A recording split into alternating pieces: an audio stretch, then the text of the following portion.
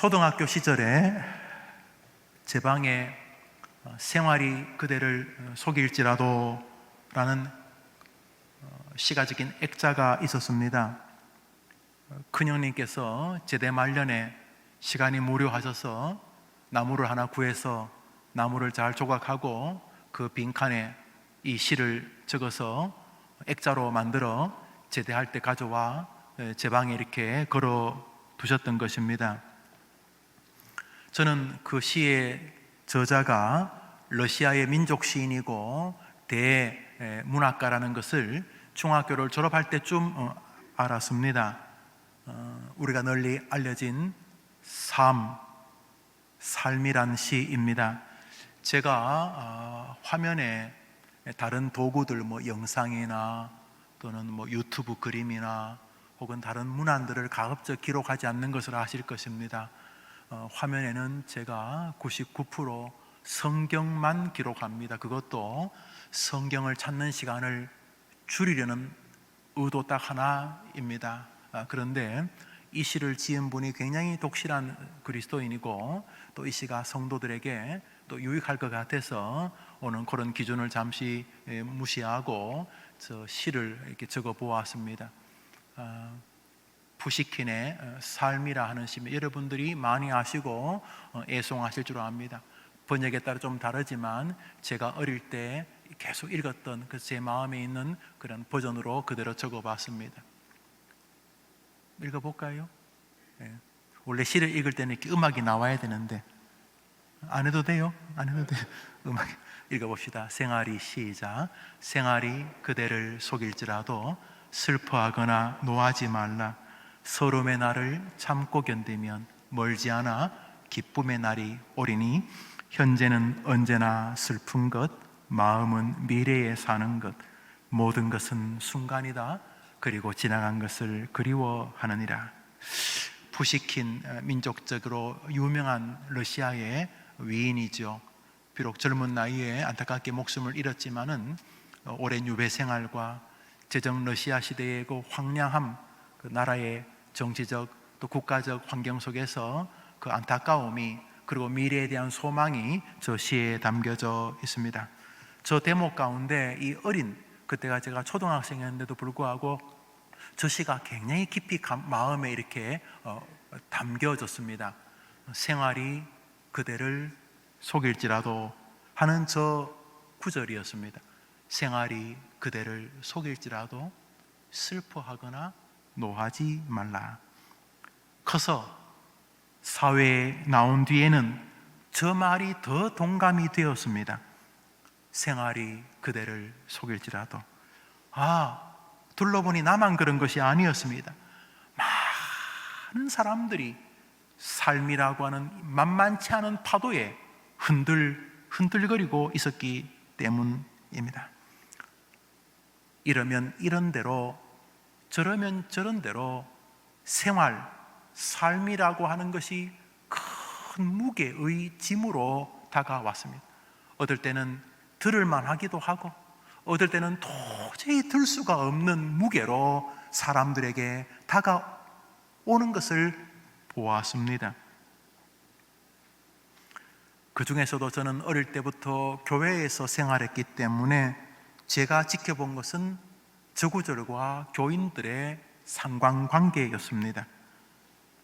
예수님을 믿는 사람이라면 생활이 속이든 생활이 나를 괴롭히든 간에 당당하게 싸워 이겨야 될 것 같은데 안타깝게도 많은 교인들이 교회 안에서는 그나마 버티지만은 생활이라고 하는 사회로 가서는 만만치 않게 픽픽 쓰러지는 것을 많이 보았기 때문입니다.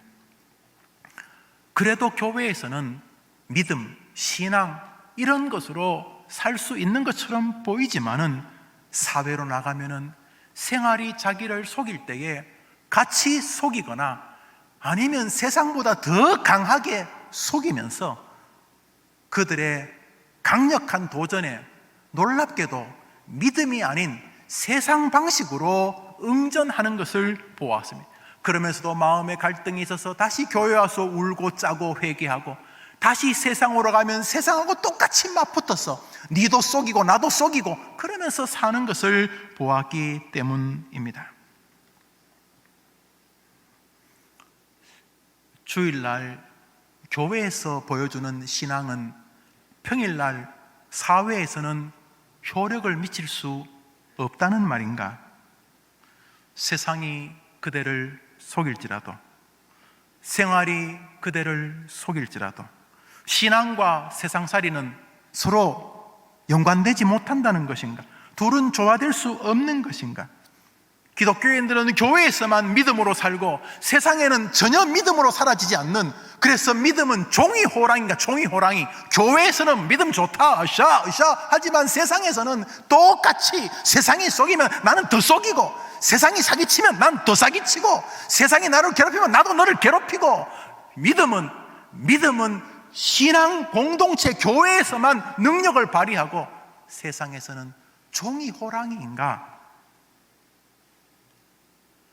오늘 우리 성경을 통해서 상고할 주제는 바로 그 지점입니다.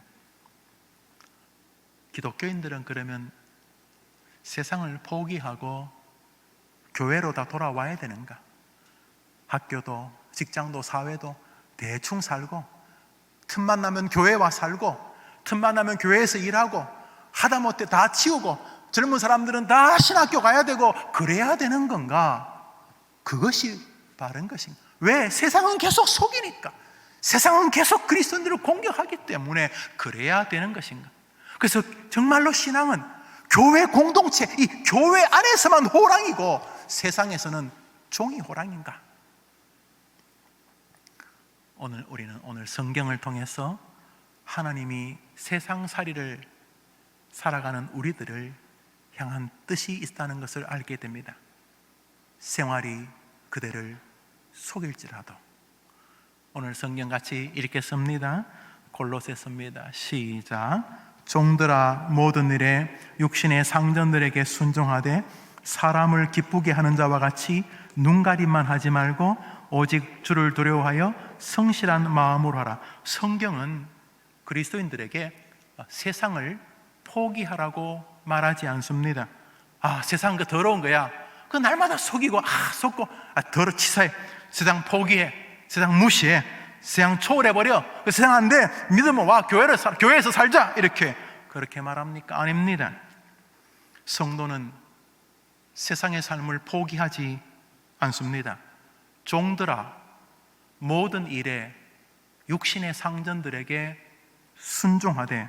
저기 종은 목사님은 주의 종입니다, 장로님들은 주의 종입니다, 이런 말을 하는 게 아니에요. 저 정말 종을 말하는 종, 저 정말 종들을 말하는 겁니다. 저 골로새서가 기록될 즈음에 로마 사람 한 명에 종들이 8명 정도 있었습니다. 로마 사람 한 명이 있으면 그 지역에 나머지는 다 종들이었습니다. 거의가 다 종들이었습니다. 그래서 그들은 살면서 많은 약한 자의 자리에서 있을 수밖에 없었습니다. 그런데 바울은 하나님의 명을 받아서 말합니다. 종들아, 너가 지금 섬기고 있는 육신의 상전이 뭐 다 기독교인이겠습니까? 육신의 상전들에게 순종하되.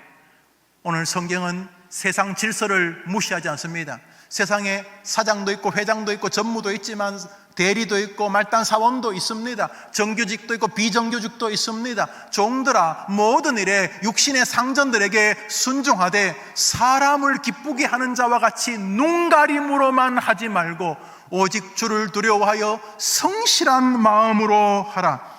많은 사람들도 사회에서 승진하려고 자기 상사에게 딸랑딸랑 하는 것 같아요. 딸랑딸랑. 부장님, 사장님, 전무님, 회장님, 딸랑딸랑. 세상 사람들도 자기의 상전에게 굉장히 순종하고 충성하는 사람이 있어요. 또 기본적으로 성품이 자기 일을 깔끔하게 하려는 그런 성품을 가진 사람들이 있어요. 예, 그렇죠. 그런데 오늘 저 성경은 그 수준을 넘어요. 종들아, 모든 일에 육신의 상전들에게 순종하되 사람을 기쁘게 하는 자와 같이 눈가림으로만 하지 말고 하나님이 보시는 것을 기억하며 성실한 마음으로 하라. 기독교인은 사회생활을 그냥 열심히 하는 정도가 아닙니다. 상사에게 인정받으려고 하는 그런 수준이 아닙니다. 이 기독교인들은 정말로 상사에게, 상전에게, 주인에게 충성하는데 어느 정도로 하냐 하면 하나님이 지켜보시는 것을 염두에 두고 합니다. 설거지를 하더라도 말입니다. 설거지를 하더라도 이렇게 깔끔하게 해서 더 이상 뒷사람이 손대지 않을 만큼 설거지를 깔끔하게 하는 사람들이 있지요, 그죠? 특히 요즘은 이제 방학을 맞았으니까 혹은 학교를 못 가기 때문에 집에서 공부하는 아이들이 많잖아요. 그래서 가끔 부모님들이 야, 너가 먹었는 거 너가 설거지해. 그러면 아이들이 이제 아침, 점심, 저녁을 먹어서 이제는 막 더 이상 그릇이 없을 만큼 한 다음에 이제는 가서 이제 싱크대 이런 것에서 이제 이게 쌓였던 이 설거지를 한다 칩시다. 다 해요. 뭐 일단 안에 뭐 이렇게 묻어놓은 걸 다 이렇게 세제를 해서 다 씻어서 했는데 엄마가 보면은 설거지를 한 거는 한 건데 이 뒷마무리가 뭐 이상하게 이거 안 한 건 아닌데 하긴 했는데 2% 부족한 거 있잖아요. 무슨 일을 시켜도 그런 사람이 있어요. 안 한 건 아니에요. 하긴 했어요. 그런데 뭔가 이게 2%가 부족한. 공부하는 동안 어떤 집에 초대를 받았는데 이렇게 이제 식사를 하고 나서 이제 설거지를 하는 걸 이렇게 봤어요. 우리 앉아 있다가 설거지하는 거 뭐 도와줄까요? 그러면 아니라고 하고 자기들이 설거지를 하는 걸 다 보고 나서 설거지를 하고 이렇게 정리를 하는데 그 설거지를 한 다음에 뒷정리가 예술이더라고요. 예술.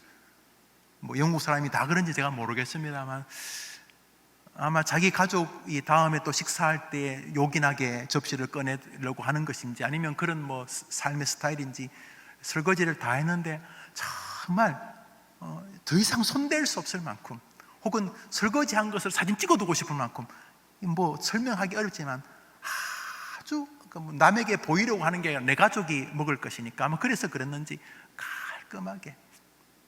기독교인들은 세상을 포기하지 않습니다. 이 더러운 세상 아닙니다. 왜 너는 상사고 나는 종이고 그렇게 말하지 않습니다. 다 이해 못합니다. 그러나 내가 있는 그 자리에서 그는 하나님 앞에서 그 사람에게 보이려고 눈가림으로만 하지 않고 그는 최선의 길을 걸어갑니다. 우리 22절을 읽었는데요, 23절을 읽겠습니다. 시작. 무슨 일을 하든지 마음을 다하여 죽게 하듯 하고 사람에게 하듯 하지만, 무슨 일을 하든지 마음을 다하여 죽게 하듯 하고 사람에게 하듯 하지 말라. 제게 늘 따뜻한 사랑을 주시고 또 제 은사이기도 하고 제게 늘 좋은 가르침을 주시는 목사님이 한 분 계시고 이미 한국계 널리 유명해졌는데 우리 김남준 목사님, 참 귀한 분이고 또 존경하고 또 뵐 때마다 따뜻하게 사랑해 주시고 배려해 주시는 것을 봅니다. 어느 날 이렇게 식사를 둘이 하게 되는데 대화를 하다가 어떤 사람을 만나면 너무 마음에 감동이 돼서 자기 교회를 정말 다 그 사람에게 다 물려주고 싶은 그런 젊은 사람들을 만날 때 너무 감동스럽다 이런 말을 하시는 것을 들은 적이 아주 인상이 남습니다. 똑같은 다 사람인데 어떤 사람을 만나면 그 사람이 하는 일이 담임 목사의 눈에 그냥 뭐 목사가 시켜서 하는 일이 아니라 죽게 하듯 하는, 남이 보든 보지 않든 눈가림으로만 아니라 뭐 시키는 거 겨우 하는 그 정도가 아니라 그런 사람을 만나면 정말 모든 것을 다 물려주고 싶다, 그런 말을 하시는 이야기를 들었습니다. 기독교인은 교회 일만 성실한 사람이 아닙니다. 무슨 일을 하든지 마음을 다하여 죽게 하듯 하고 사람에게 하듯 하지 말라. 주일학교 교사가 되었습니다. 찬양대원이 되었습니다. 목사가 되었습니다. 성도가 되었습니다. 택시를 운전합니다. 병원에서 환자들을 치료합니다. 간호합니다. 요양원에서 요양원들을 도와줍니다. 어느 집에 메이드로 가서 그 집을 도와줍니다. 어느 집에 유모로 아이들을 길러줍니다. 식당을 차렸습니다. 식당에서 서빙합니다. 무슨 일을 하든지 그리스도인은 세상에서 사는 방식이 존재합니다. 내가 지금 이런 거 서빙잉을 하러 댕겼어. 내가 이리 지금 코딱지만한 교회 지금 목사하게 됐어. 내가 그래 살지 않습니다. 기독교인들은 무슨 일을 하든지 눈가림으로만 하지 않습니다. 왜요? 거기에 하나님의 뜻이 계시다고 확신하기 때문입니다. 그런 면에서 성경은 기독교인들이 교회에서만 호랑이고 세상에서는 종이 호랑이라고 말하지 않습니다. 성경에 나오는 모든 사람은 다 동일합니다만 가장 대표적인 사람을 들라면 그 중에 하나가 우리 학생들이나 젊은이들 잘 아는 청년 다니엘입니다. 그는 지금 절망적인 상황에 처했습니다. 지금 우리나라가 그런 것 같습니다. 기본적으로 기독교는 위정자들을 지지합니다. 우파든 좌파든 기본적으로 하나님의 뜻이 계시다고 생각합니다. 저도 그렇게 생각을 합니다. 그러나 작금에 벌어지는 상황은 정상적이라고 보기가 무척이나 어렵습니다. 아무리 생각해도 그렇고, 특별히 포괄적 차별이라는, 금지라는 이 너무 멋진 말로 포장된 우리와 우리의 교회와 우리의 아이들을 파괴하는 법들이 제정되려고 하는 이런 환경들은 저항할 수밖에 없고 나라를 위해 기도하게 되지 않을 수가 없습니다. 무엇보다 우리나라의 성장 동력이 떨어지고 있습니다. 석유가 세계에서 제일 많이 묻힌 나라 중에 하나였던 베네수엘라 같은 나라도 정치인들이 망가지면서 세계에서 가장 비참한 나라가 되는 것을 우리가 동시대에 목도하고 있듯이 위정자를 우리가 함부로 뽑으면 안 된다는 사실은 역사가 증명하고 있기에 기도해야 될 영역 아닐 수가 없습니다. 이렇게 가면 우리나라에 위기가 온다는 건 모든 신불신자가 다 동의하고 있습니다. 그런데 다니엘 시절에는 이 정도가 아니라 나라가 망해버렸습니다. 나라가 바벨론에 완전히 멸망당했습니다. 그리고 다니엘을 비롯한 많은 이스라엘 사람들이 바벨론으로 포로로 끌려왔습니다. 그런데 말입니다, 다 포로로 끌려오니까 똥 씹은 표정들 아니겠습니까? 다 이스라엘에서는 힘께나 쓰던 사람들, 학자들, 좀 이렇게 아는 사람들, 여론 주도층들, 이런 부자들, 또 왕족들, 이런 사람들 다 끌고 왔어요. 그죠? 남은 사람은 좀 연약한 사람들만 남겨두고, 좀 나라에 영향을 줄 만한 사람은 다 끌고 왔어요, 바벨론이. 그리고 그 빈자리에 자기들 죄수들 갖다 집어넣고, 바벨론에 살인범, 도적, 사기꾼들 이런 거 집어넣어가지고, 나라를 그냥 이스라엘 정신을 완전히 혼란하게 만들어버렸어요. 피가 섞이게 만들어. 여튼 간에 이 다니엘과 여러 사람들이 이 바벨론으로 포로로 끌려왔으니까 전부 다 얼굴들이 포기 아니겠어요. 이제 나라 잃고 이게 뭔가 이러고 있을 텐데, 이 다니엘과 그 몇몇 친구들, 하나냐, 아사랴, 미사일이라고 하는 이 세 친구와 이 다니엘 4명은 이 독특한 친구들인데, 얘네들은 나름대로 세상을 읽고 있었던 것 같습니다. 신앙으로 당분간 우리나라는 희망이 없다, 그리고 우리나라를 이렇게 멸망시킨 것은 하나님의 뜻이다, 이런 신앙적 기준이 있었던 것 같습니다. 그래서 이 아이들은 포로로 잡혀왔지만 다른 사람들하고 전혀 달랐습니다. 안에 그 내면적 확신과 내면적 힘이 밖으로 빛나게 드러났던 것 같습니다. 처음에는 별것 아닌 줄 알았는데, 이 관리들이, 바벨론 관리들이 이 뭔가 일을 하려고 하면은 이상하게 이 다니엘이나 요 사드락, 메삭, 아베드노 이름을 바꿨는데, 그 얘들이 이제 하나냐, 아사랴, 미사일, 원래 그 이름인데, 이 세 친구와 이 다니엘 4명이 막 이렇게 바벨론 사람이 소리 지르고 그런데 얘네들이 잠시만요 하고, 얘네들이 뭐라고 하니까 그 수백 명, 수천 명 그 이스라엘 포로들이 싹 정리가 되는 것이었습니다. 처음에는 그런 줄 알았는데, 그 다음부터 마음에 안 들어서 노인 하나 두드려 패는데, 이 또 다니엘이 나타나가지고 바벨론 관리한테 자기가 어떻게 하겠다고 해서 좀 하니까 자기가 원하는 것보다 더 잘 되는 거예요. 시간에서 바벨론 이 고급 관리가 바벨론 이 하급 관리에게 시키는 것보다 이 다니엘이나 이 세 친구한테 시키는 게 훨씬 더 일이 수월해졌어요.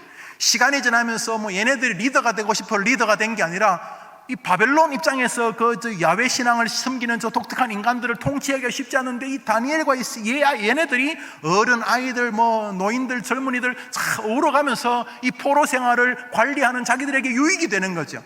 그래서 이제 면석이처럼 이 바벨론과 이 이스라엘을 연결하는 가교 역할을 하다가, 얘네들이 워낙 탁월한 아이들이니까 가만 놔둬도 시골에서 막 승승장구하는 거예요.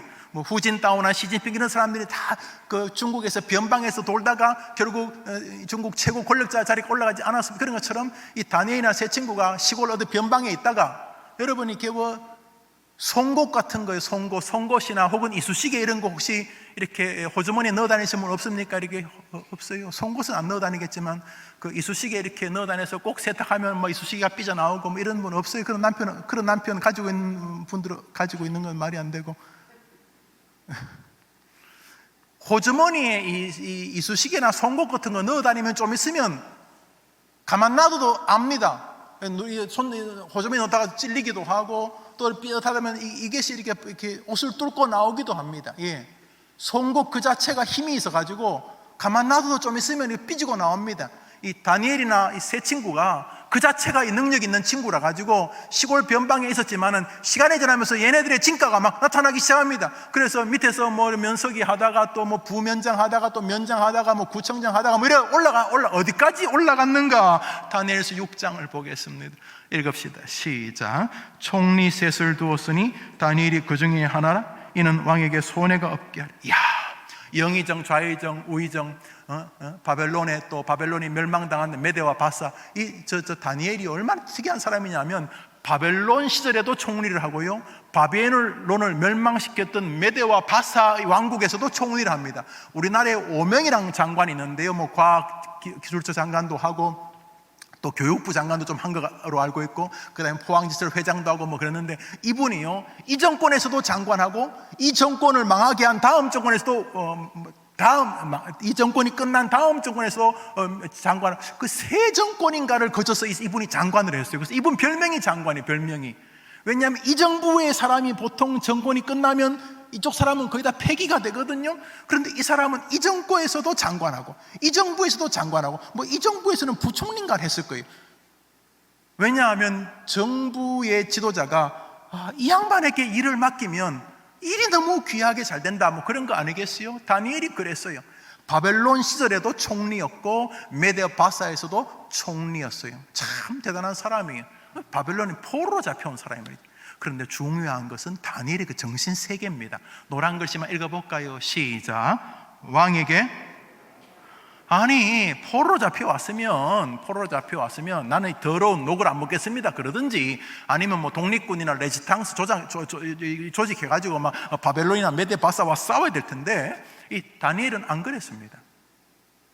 안 그런 정도가 아니라 자기가 있는 세상에서, 자기를 포로로 잡은 세상에서, 그곳에서 자기를 쓰는 왕에게 손해가 되지 않으려고 힘썼습니다. 그랬으니까 총리가 됐죠. 왕에게 손해가 되지 않게 하려고 세웠다는 거죠. 이 말은 왕에게 손해가 안 됐다는 말 아닙니까? 우리가 세상을 어떻게 보고 있어요? 세상 악하죠. 세상 악하죠. 뭐 별 희한한 일들이 많잖아요. 교회도 그런데 뭐 세상은 말할 것도 없죠. 세상요, 우리를 포로처럼 괴롭히죠. 맞아요. 생활이 그대를 속일지라도 얼마나 사람이 세상 속에서 힘듭니까? 돈 때문에 힘들고, 사람 때문에 힘들고, 관계 때문에 힘들고, 나라 때문에 힘들고, 제도 때문에 힘들고, 얼마나 세상이 힘듭니까? 이 세상에서 기독교인들을 막 포로처럼 예수 믿는다고 조롱하고 막 안 그럽니까? 다니엘 때도 그랬지만 지금도 마찬가지입니다. 그래서 그러면요, 다니엘은 자기가 있는 세상을 포기하고 죽어버렸습니까? 아니요. 다니엘은 지금 포로로 잡혀와 있지만 자기가 있는 그곳을 사명지로 알았습니다. 우리요, 우리 이 땅이 우리의 목적지가 아닙니다. 우리 목적지는 하늘입니다. 그런데 하나님이 우리에게 이 땅을 사명지로 주셨습니다. 그러므로 우리가 세상을 더럽다, 나는 세상이 안 해, 난 교회 할 거야, 위험한 일입니다. 교회는 엄밀히 말하면 목적지가 아닙니다. 교회는 무기고입니다. 일주일 동안 세상에서 열심히 빛과 소금으로 사는데 소금이 다 떨어지고, 빛도 희미해지고, 무기도 막 너덜너덜 떨어지고, 이빨 다 빠지고, 하도 맞아가지고 방패가 다 찢어지고 이러면은 다시 주일날 와서 주님의 말씀과 기도로 무기를 점검하는 것입니다. 투구를 다시 정리하고, 뭡니까 이게 방패를 다시 이렇게 수리하고, 이빨 가진 칼을 다시 잘 해가지고 다시 날을 갈고, 또 신발 떨어진 거 다시 꼬매고. 그래서 주일날은 세상으로 나가기 위해서 무기를 공급받는 시간입니다. 그래, 목적지는 교회가 아니고 세상입니다. 한번 아멘 해보세요. 한번 더. 우리는 크게 해봐요. 우리는 교회의 빛이 아니다. 우리는 세상의 빛이다. 우리는 세상의 소금이다. 예수님 말씀 읽습니다. 마태복음 읽읍시다. 시작. 너희는 세상의 소금이니 소금이 만일 그 맛을 잃으면 무엇으로 짜게 하려? 소금이 그 맛을 잃으면 무엇으로 짜게 하려? 저 뒤에 나오는 말이 뭡니까? 너희는 세상의 빛이다. 교회의 빛이 아니고, 예배당 안의 빛이 아니고, 전도회 안의 빛이 아니고, 우리는 세상의 빛이다. 우리는 세상의 소금이다. 우리는 가야 할 곳이 바로 저 세상이다. 그러므로 세상은 더러워, 나 안 해. 나는 그냥 신학교 할 거야. 나 목사님 할 거야. 목사님도 하긴 해야 되겠지만, 그래서 하면 안 되는 거죠. 노란 글씨만 읽어볼까요? 시작. 그리스도인들은 세상을 포기하지 않습니다. 창세기 41장 요셉도 그랬습니다. 읽어봅시다. 시작. 아니, 요셉도 다니엘하고 너무도 똑같은 인생관을 가지고 살았습니다. 요셉은 자신이 있는 자리에서 상전에게 죽게 하듯 한 사람이었습니다. 저 사람이 총리까지 가는 거 만만치 않았습니다. 그런데 똑같습니다. 저 사람 인생관은 총리가 되었을 때 이렇게 행동합니다. 성경 말씀 읽읍시다. 시작. 요셉이 애굽 바로 앞에 설 때에 30세라 그가 바로 앞을 떠나 애굽 온 땅을 순찰하니. 그는 총리가 되자마자 곧바로 에헴, 이제 내 자리까지 다 왔네. 이제부터 내 수요일이나 만지면서 에헴, 대접이나 받아야 아니올시다. 그는 총리가 되자마자 곧바로 애굽 전역을 순찰하면서 일했다는 사실입니다. 저 노란 글씨가 그냥 하는 이야기 아닙니다. 저게 총리가 되어서 즐거워서 저런 게 아닙니다. 요셉은 형들에게 미움과 억울한 누명을 덮어쓰고 보디발이라는 사람의 종이 되었습니다. 그런데 곧 얼마 뒤에 그 집에서 종들을 관리하는 총무가 되었습니다. 왜요? 보디발이 왜 걔를 총무로 세웠겠습니까? 걔가 가장 종노릇을 잘했기 때문입니다.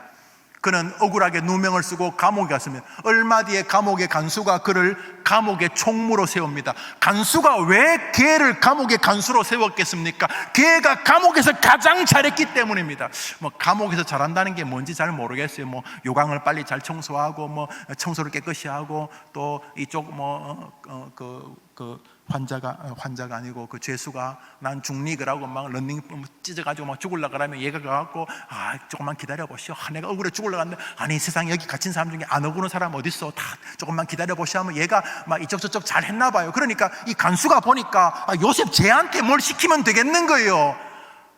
무슨 일을 하든지 죽게 하듯 하라. 억울해. 지금 억울해 죽겠어요. 억울해. 내가 우리 아버지 부자인데 형들이 나를 미워해가지고 나를 지금 여기 이게 감옥 종살이. 야, 내가 지금 종살이하게 됐냐? 보통 사람은 막 속이 열불나고 천불나서 그냥 머리 박고 막 원망하고 막 그랬을지 모르는. 얘는 아니 억울하게 종살이로 팔려왔는데 그 종살이 하면서 총무대입니다. 총무대요.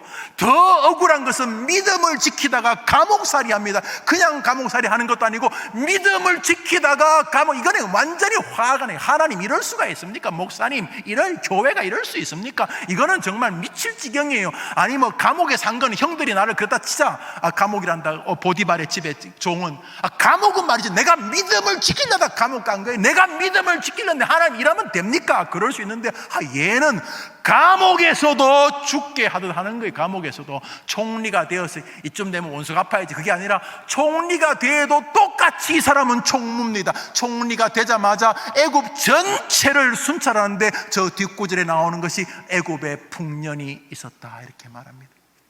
기독교인들이 세상을 어떻게 본다고요? 에이 더러운 세상 아니올시다. 그거는 아니올시다. 오늘 본문을 읽어보겠습니다. 읽읍시다. 시작. 종들아 모든 일에 육신의 상전들에게 순종하되 사람을 기쁘게 하는 자와 같이 눈가림만 하지 말고 오직 주를 두려워하여 성실한 마음으로 하라. 기억하십시오. 생활이 그대를 속일지라도 우리는 세상에서 목매지 않습니다. 뛰어내리지도 않습니다. 생활이 그대를 속이지요. 아니, 부모님이 어떻게 나한테 이럴 수가 있어요? 친구야, 너하고 나하고 50년 친구다 이놈아.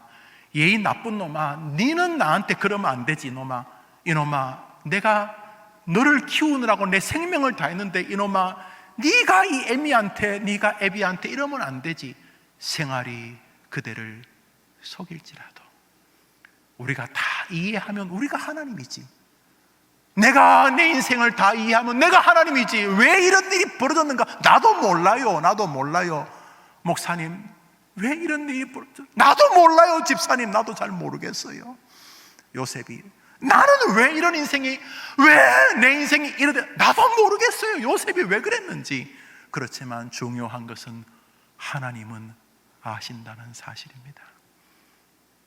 요셉은 자기가 있는 곳에서 종들아 상전에게 순종하기를 마치 하나님이 보시는 것처럼 눈가림으로만 하지 말고 순종하라.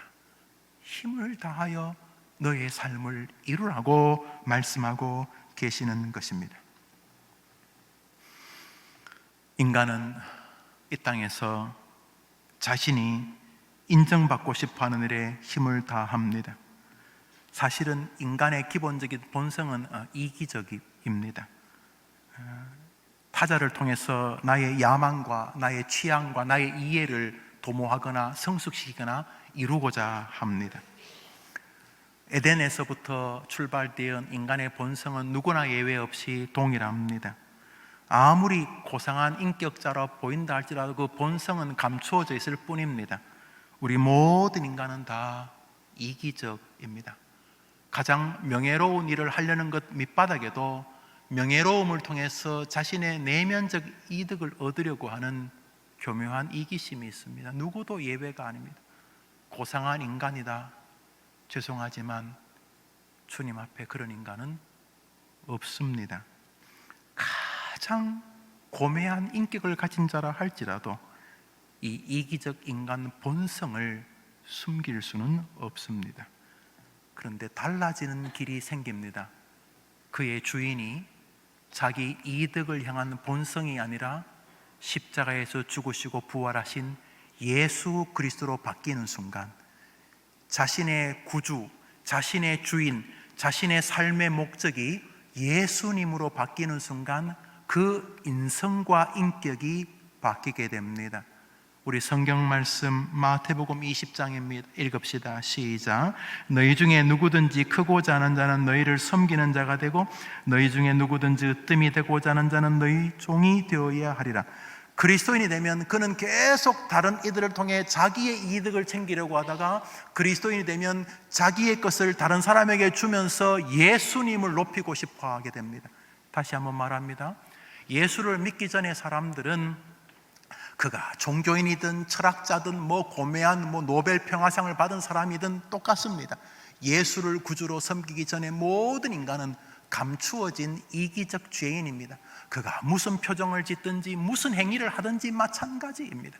그러나 그가 그리스도를 구주로 영접하게 되면 다른 사람들의 이득을 통해 자기를 높이기보다 자기의 것을 주면서 자기의 구주이신 예수를 높이고 싶어 합니다. 여러분, 제 말 동의하실 것입니다. 주인이 예수로 바뀌는 순간 다른 사람을 이용하고 활용해서 자기를 높이려는 마음이 바뀌어집니다. 높이고 싶은 건 마찬가지인데 높이고 싶은 것은 자기의 주인이신 예수님을 높이고 싶어집니다. 그래서 그 사람은 주는 일을 기뻐하게 됩니다. 예수 믿으면 인생관이 달라지고 세상이 달라집니다.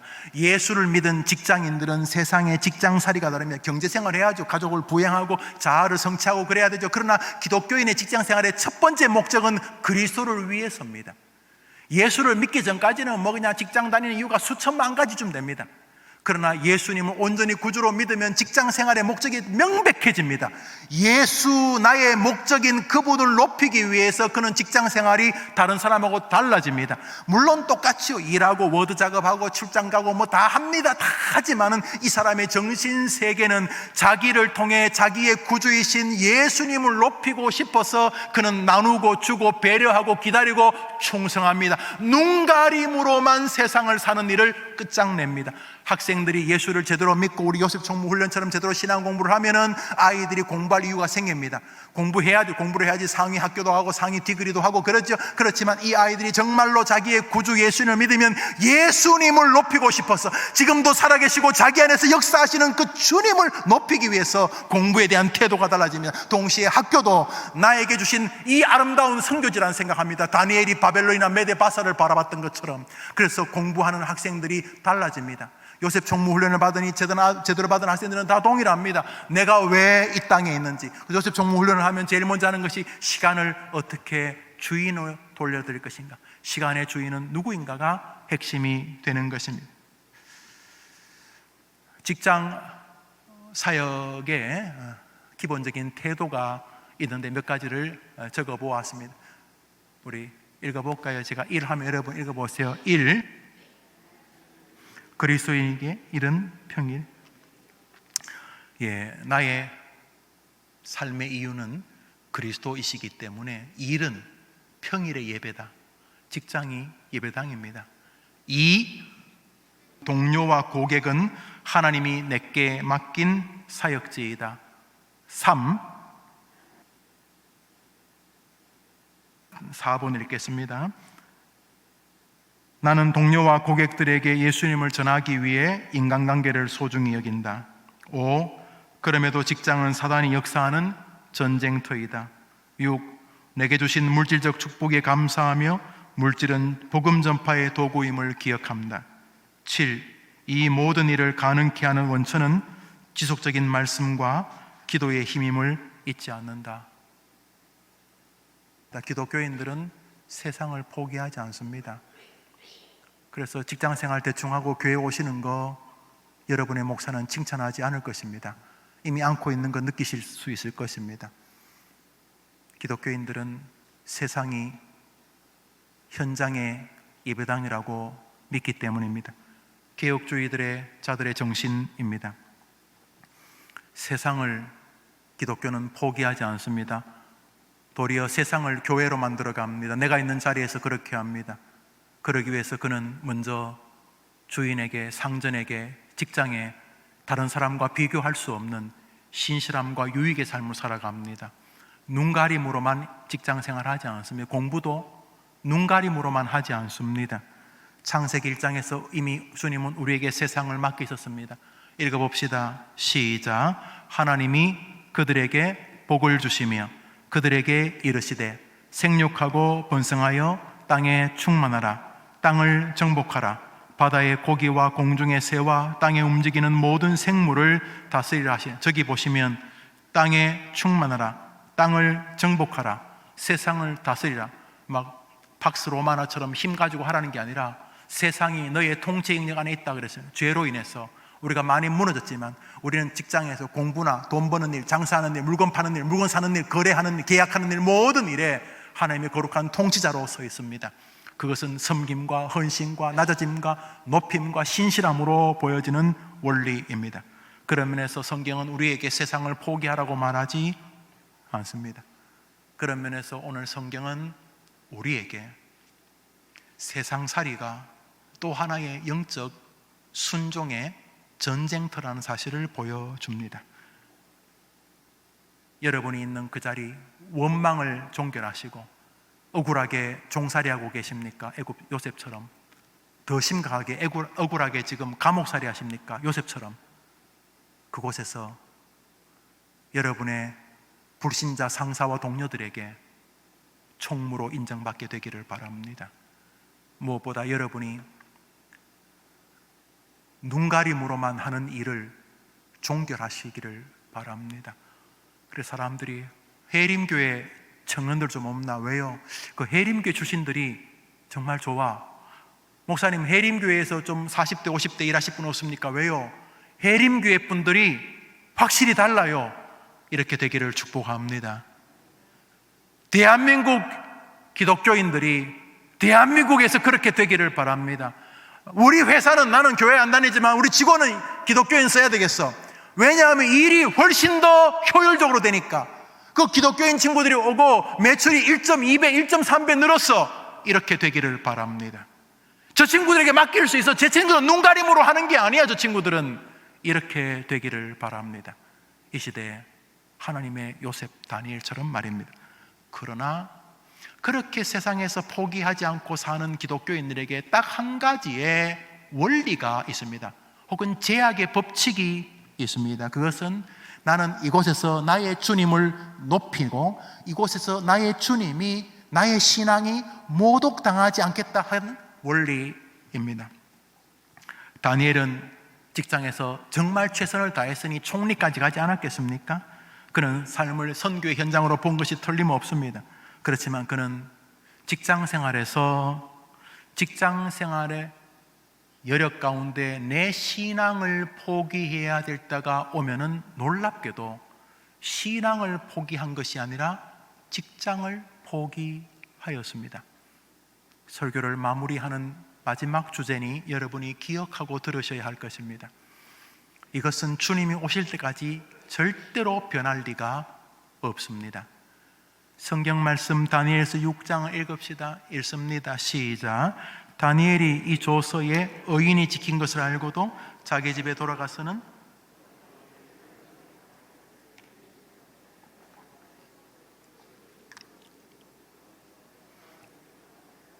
이렇게 사회생활을 성실히 하던 사람, 남들은 주인 없어, 상사 퇴근해서 대충 해, 이렇게 해도 눈가림으로 하지 않고 살던 이 친구가 직장에서 하지 말라는 일을 기꺼이 거행합니다.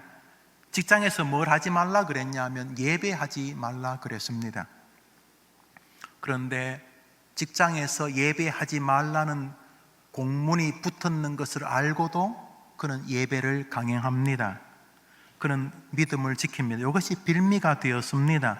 사실은 이 법은 기독교인들을 잡기 위한 법이었으니까요, 예배하는 모습이 발각되었던 것 같습니다.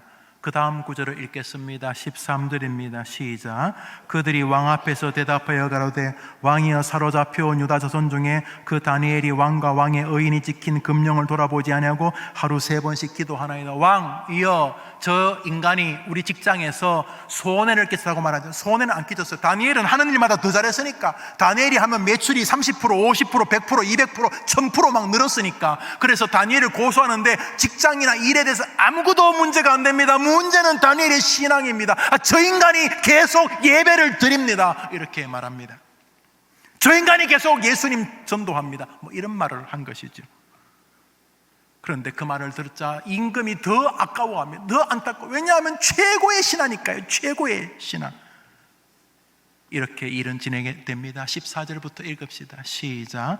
왕이 이 말을 듣고 그로 인하여 심히 근심하여 다니엘을 구원하려고 마음을 쓰며 그를 건져내려고 힘을 다하여 해가 질 때까지 이르매 그 무리들이 왕께 말씀하되 왕이여, 메대와 바사의 규례를 아시거니와 왕의 세우신 금령과 법도는 변개하지 못할 것이니이다. 이에 왕이 명함에 다니엘을 끌어다가 사자굴에 던져 넣는지라. 어쩔 수 없어요. 임금은 어떻게 해서든지 다니엘을 살려보려고 한 다니엘은, 임금님 그동안 너무 감사했습니다. 이제 제가 직장을 떠날 때가 온 것 같습니다. 다른 직장은 아마 이만큼 제가 어디 가서 총리하겠습니까? 내 생애 최고의 직장을 가졌었습니다. 임금님 너무 감사합니다. 그렇지만 제가 더 이상 직장 생활을 할 수는 없을 것 같습니다. 여보게 이 자리가 그냥 오는 자리, 고시가 붙어야 되고 이 자리 그냥 오는 게 아니야. 이 자리 그냥 오는 게, 여보게 그냥 오는 게 아니라고. 여보게 그냥 혼자 하면 안 되나? 임금님 그동안 좋은 직장에서 좋은 생업 갖게 해줘서 너무 감사합니다. 그는 이렇게 직장을 물러납니다. 그러나 직장의 물러남이 죽음이었습니다. 임금은 안타까워하다가 저녁까지 어떻게든지 살려보려고 하는데 이 다니엘이, 임금님 너무너무 감사했습니다, 이러니 할 수 없이 다니엘을 사자굴에 던집니다. 여기 지금 중요한 직장관이 나옵니다. 여러분이나 저나 이 직장관을 바꿀 수 있다고 생각하지 않겠죠? 바꿀 수 없습니다. 성경을 바꾸기 전까지 이 직장관을 바꿀 수가 없는 것이죠. 결국 사자굴에 던져집니다. 다음 구절 읽겠습니다. 읽읍시다. 시작. 이튿날 왕이 새벽에 일어나 급히 사자굴로 가서 슬피 소리질러 다니엘에게 묻되, 다니엘아, 내가 항상 섬기는 내 하나님이 사자들에게서 너를 능히 구원하셨느냐? 다니엘이 왕에게 아뢰되, 왕이여, 원하건대 왕은 만수무강하옵소서. 나의 하나님이 이미 그의 천사를 보내어 사자들의 입을 봉하셨으므로 사자들이 나를 상의하지 못하였사오니. 할렐루야. 다니엘이 신앙을 지키는 동안 하나님은 그를 지켜주셨습니다. 한번 따라해 볼까요? 다니엘이 신앙을 지키는 동안 하나님께서 그를 지켜주셨습니다. 한 번뿐인 일생입니다. 한 번 투자해 볼 만한 일 아닌가요, 여러분? 일생입니다. 지금 연세가 어떻게 되셨습니까? 한 번 투자해 볼 만한 일 아닙니까? 특별히 그때 그 하나님이 지금도 살아계시는 바로 그분이라는 사실 때문에 말입니다. 그리고 집요하게 변함없으신 하나님의 그 동일한 속성 말입니다. 한번 해볼 만하지 않습니까? 그럼 여기서 중요한 거 하나 있습니다. 그는 먼저 왕이여 만수무강하옵소서 이렇게 말합니다. 이 임금 다리오가 하나님 믿는 임금 아니었어요. 그런데 이 다니엘은 우리가 읽었던 성경 본문 골로새서는 다니엘하고 1000년쯤 떨어져 있는 성경이며 1000년 뒤에 쓴 성경이에요. 그런데 1000년 전에도 하나님 믿는 사람의 정신세계는 똑같습니다. 우리 골로새서 읽겠습니다. 오늘 본문입니다. 시작. 종들아 모든 일에 육신의 상전에게 순종하되 사람을 기쁘게 하는 자와 같이 눈가림만 하지 말고 오직 주를 두려워하여 성실한 마음으로 왕이여 만수무강하옵소서. 종들아 너희 상전에게 순종하되 눈가림으로만 하지 말고 하나님 앞에 서라. 이 신하, 이 종, 이 부하 다니엘은 자신이 섬기던 왕을 신실하게 섬겼습니다. 그는 그 사자굴에서 벗어나면서부터 한 첫인사가 왕이여 만수무강하옵소서. 종들아 모든 일에 육신의 상전들에게 순종하되. 안 놀랍습니까? 아니 소름 끼치지 않습니까? 성경의 일관적인 방식들 말입니다. 틈만 나면 부모님 욕하는 인간들이 있습니다. 첫 번째 상전은 부모입니다. 지를 낳아줬는데 지금 자기가 중학교 다니는 이유가, 고등학교 지금까지 지금 살아있는 이유가 그 부모들의 헌신이었는데 바보처럼 내 부모를 공경하라는 10계명을 떠나서 내 상전을 공경하라는 저 말을 완전히 무시합니다. 자기 선생님을 무시합니다. 무슨 연유에서인지 이해할 수 없는. 기본적으로 우리는 상전을 존중합니다. 다니엘이 그랬던 것처럼 요셉이 그 임금에게 손해가 되지 않게 하렸던 태도들처럼 말입니다. 다니엘은 상전을 진심으로 섬겼던 것입니다. 다리오 임금도 그걸 알았습니다. 생각해 보십시오. 여러분 모릅니까? 여러분 다른 사람이 여러분 좋아하는지 안 좋아하는지 몰라요? 알아요? 우리 장로님 알아요? 몰라요? 알아요. 사람이 모른다고 애도 알아요. 뭘 처음 이렇게 입에 바른 소리 뭐 하는 사람 뭐 있지만 좀 지나면요 알아요. 그 사람이 나를 좋아하는지 안 좋아하는지 다 알아요. 다리오도 알았어요. 다니엘이 자기를 어떻게 대하는지. 그런데 다니엘은 그냥 대하는 게 아니라 신앙의 근거에서 자기 상사를 대했어요. 그래서 다리오가 너무 감격스러워합니다. 너무너무 감격스러워합니다. 기독교인의 직장 생활을 보고 너무너무 감격스러워합니다. 그래서 이렇게 합니다. 우리 마지막 성경 읽읍시다. 읽습니다. 시작. 다리오 왕이 온 땅에 조서를 내려 가로되 내 나라 관을 아래 있는 사람들은 다 다니엘의 하나님 앞에서 떨며 두려워할지니 그는 사시는 하나님이시요 다니엘을 구원하여 사자의 입에서 벗어나게 하셨음이니라. 할렐루야. 여러분이 있는 그 자리에서 여러분의 부하 직원이, 여러분의 동료가, 여러분의 상사가, 여러분의 친구가, 여러분의 반의 선생님이 여러분 보고 야 해림교회 저 장로, 저 집사, 저 목사, 저 청년, 저 학생의 하나님을 높일지어다. 이렇게 되기를 바랍니다. 교회에서 충성하시든지 하시는 것처럼 교회 밖에서도 멋진 충성자들이 되기를 주님의 이름으로 축복합니다. 메리 크리스마스. 찬송 한 장 같이 부를까요? 너 어디 가든지.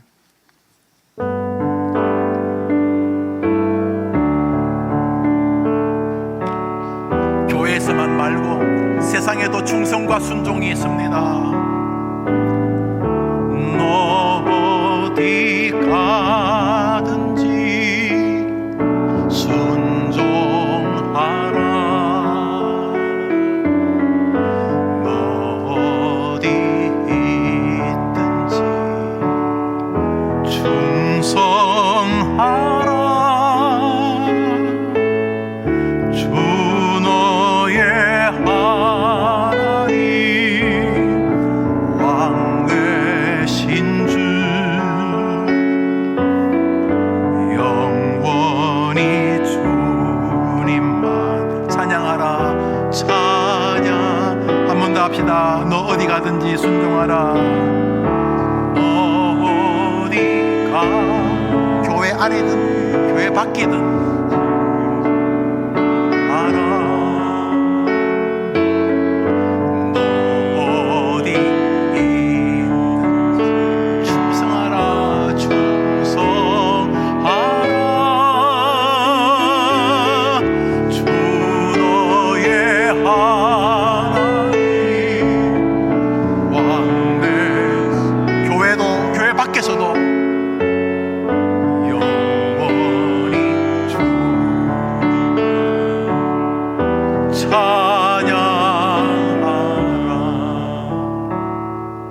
할렐루야.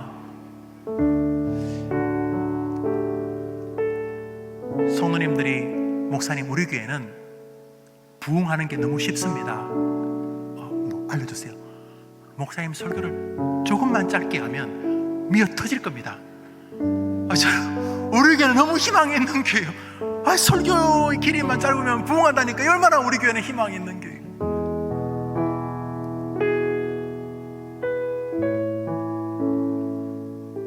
저는 제 사역에 최선을 다해 보겠습니다. 성도님들은 성도님의 사역인 세상에서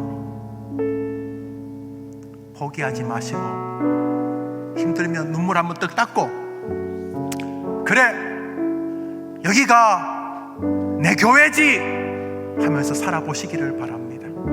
가정이 힘든 분도 계실 거고 직장이 학교 생활이 힘든 분도 계시겠지만 다 그랬어요. 종살이는 웬 종살이, 감옥살이는 무슨 감옥살이. 그래도 그들은 그곳에서 최선을 다하는 믿음의 길을 걸었습니다. 교회에서 충성하셔서 고맙습니다. 정말 고맙습니다. 특별히 새 가족들이 너무너무 교회를 충성하시고 저 우리 기존 성도님들이 저 멀리 성내동에서 또 강동구에서 이렇게 오셔서 충성하셔서 너무너무 고맙습니다. 정말 감사합니다. 그러나 교회 안에서뿐만 아니라 교회 밖에서 세상은 나의 사역지다. 나는 저 세상의 선교사다. 난 눈가림으로만 돈 벌지 않을 것이다. 난 눈가림으로만 일하지 않을 것이다. 나는 이곳에 다니엘로 와 있기 때문이다. 벌써 내 생활이 많이 연약해지고 나이가 들고 조금씩 병이 생기지만 아직 호흡이 있다는 것은 내게 사명이 있다는 것이니 내가 그 일을 감당하겠습니다. 그러니 힘을 주옵소서. 우리 이제 모로 한 1분만 기도하고 제가 축도가 마치겠습니다. 기도합시다. 하나님 아버지, 너 어디에 있든지 그 교회든지 교회 밖이든지 종살이든지 감옥살이든지 어디에 있든지 나는 너의 하나님이다. 그러므로 너는 내게 충성하라. 이 말씀을 기억하면서 세상살이 너무 힘들어서 이 설교가 굉장히 불편한 성도들, 그만 정말 죽고 싶어서 이 세상이 너무 힘들어서 포기하고 싶은 분들, 오직 교회밖에는 비빌 언덕이 없는 성도들에게도 힘내라 말씀해 주시고 너 종이 호랑이 아니다 한 말씀 해 주시기를 원합니다. 이 아침에 복에 복을 더해 주옵소서. 너 어디 가든지,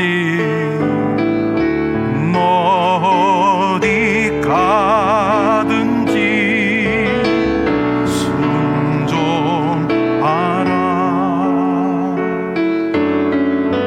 너 어디 있든지 충성하라. 주 너의 하나님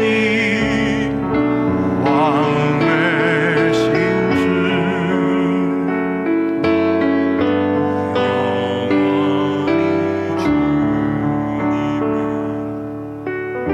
찬양하라.